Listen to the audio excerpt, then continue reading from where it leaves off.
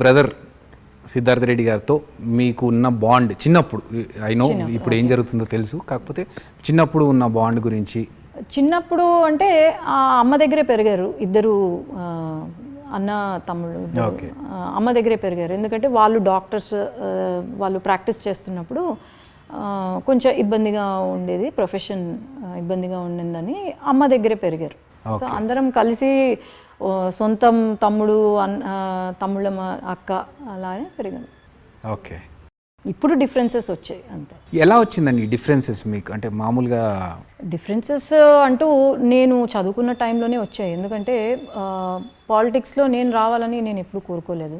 మేము అనుకుంది politics next generation politician, మా లీగసీ క్యారీ చేసే వాళ్ళు అంటే వి థాట్ ఓకే ఆ అబ్బాయి అని అనుకున్నాం.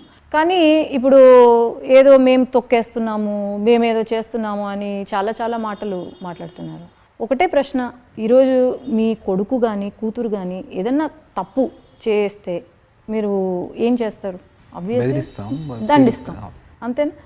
అదే నాన్న చేశారు, దాన్ని తొక్కడము లేకపోతే వేరే అని అనుకుంటే ఎవరు ఏం చేయలేరు. పెద్దవాళ్ళను గౌరవిస్తే దాన్ని సంస్కారం అంటారు. కష్టపడి నిజాయితీగా పైకి వస్తే దాన్ని తెలివితేటలతో పైకి వస్తే మంచితనం అంటారు.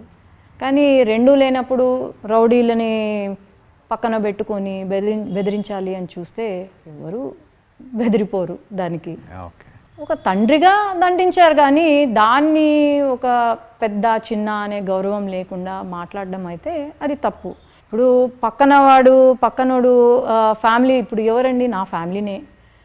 ఫ్యామిలీ పర్సన్ని నేను పబ్లిక్లో పెట్టి మన ఫ్యామిలీ పరువు నేను తీయదలుచుకోలేదు. కాబట్టి ఈ విషయం గురించి కూడా ఎక్కువ డిస్కషన్ చేయడం వేస్ట్. నా ఫ్యామిలీ గురించి నేను మాట్లాడడం నాకే అవమానం. రాయలసీమలో ఫ్యాక్షన్ ఉన్నప్పుడు మీ ఫాదర్ వీళ్ళంతా పాలిటిక్స్లోకి వచ్చారు, అండ్ ఇప్పుడు మీరు పాలిటిక్స్లో ఉన్నారు. ఏంటి డిఫరెన్స్? అప్పటికి ఇప్పటికీ ఉన్న డిఫరెన్స్ మీకు ఏం తెలిసింది? లైక్ మీ నాన్నగారు మీకు చెప్పి ఉండవచ్చు అప్పుడున్న ఎలా ఉండేది, పరిస్థితులు ఎలా ఉండేవి, ఇప్పుడు ఎలా ఉన్నాయి పరిస్థితులు. సో ఎన్ని స్ట్రగుల్స్ ఉన్నాయి దాంట్లో, దాన్ని మీరు ఎలా ఓవర్కమ్ చేస్తున్నారు? ఫ్యాక్షన్ అనేది నాన్నగారు పాలిటిక్స్లోకి వచ్చిన తర్వాత తగ్గింది. ఇన్ఫాక్ట్ ఆయన ఫ్యాక్షన్స్ని తగ్గించాలనే చాలా ట్రై చేశారు. దానికన్నా ముందు మేము చూసేవాళ్ళము, అంటే ఈరోజు ఉన్న మనిషి రేపు ఉండడు.